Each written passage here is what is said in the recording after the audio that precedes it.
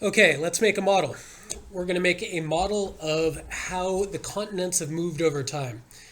If you kind of go back in your minds to what we did in class, we watched at the beginning of this unit a video that showed how the continents have moved dramatically over Earth's surface, at one point kind of making more continents, and then all of them coalesced into one supercontinent, which sort of changed shapes and then gradually kind of broke up into the modern map that we recognize today as the Earth.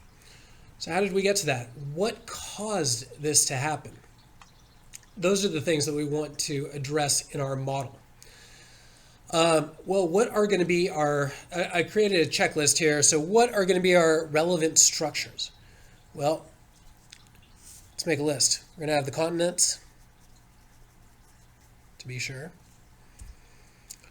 The continents, now I think just about everybody recognizes that the continents are on top of tectonic plates.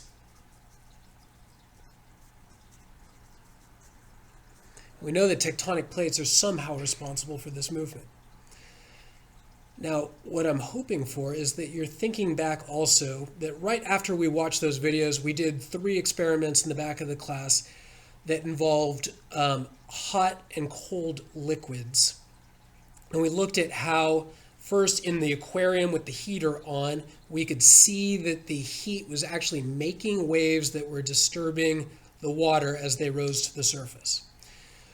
Then we did the hot and cold bottles, and we saw how heat would rise from the lower bottle to the top bottle when hot was on the bottom and cold was on top, and the cold would sink down into the bottom. We also saw that when we put hot on top and cold on the bottom, that there was no movement. So we could see kind of the pattern of fluid movement with respect to temperature, that heat rises and cold sinks, and we call those convection currents. Lastly, we did the experiment with the aquarium and the pieces of cardboard on top, and we could see that that hot water rising up from the surface, or from the bottom to the surface, was actually causing the pieces of cardboard to move around, which could be analogous to the continents moving around on the surface of the Earth. Now, it's really important to know that that's a model, and just because we were using water in the model doesn't mean that we're actually talking about water moving continents on Earth's surface. What we're actually talking about is the liquidy interior of Earth with heat moving through it. So that's what we also want to show is Earth's interior.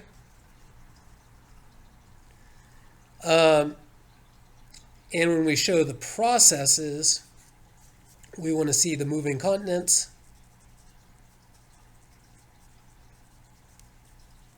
And we want to see the convection currents.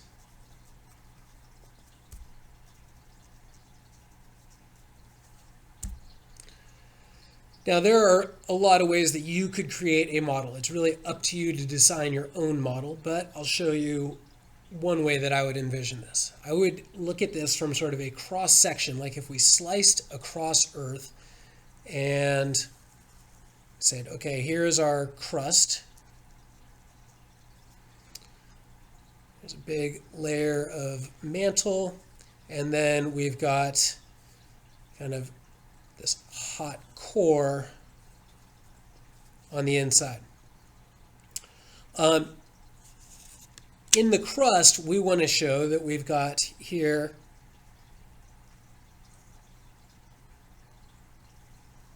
some tectonic plates.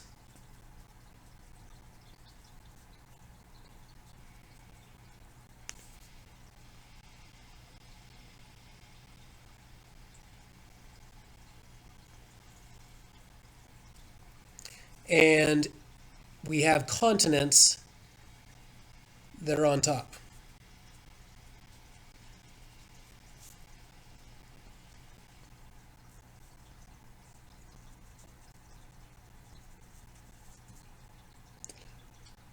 As I said, probably the most important part of this is that we show something about the movement of heat and how heat is going to cause these things to move around.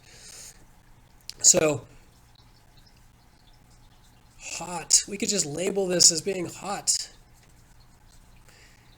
And we're going to show that heat is rising.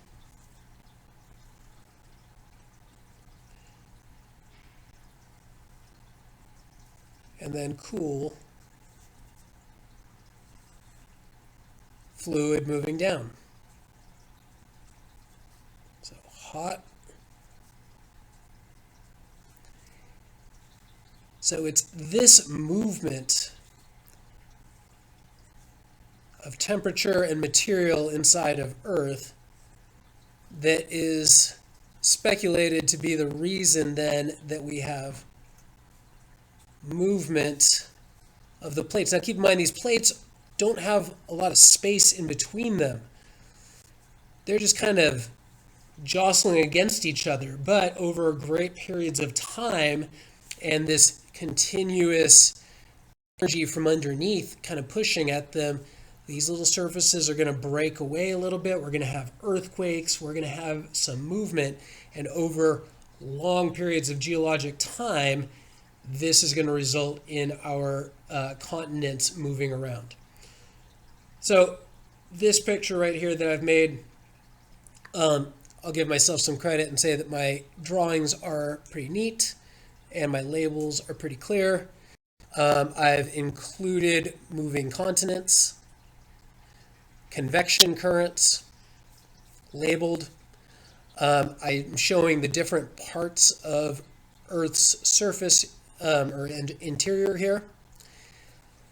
And I'm also including tectonic plates and the continents that are all the important pieces. Okay, good luck making your own model of continental drift.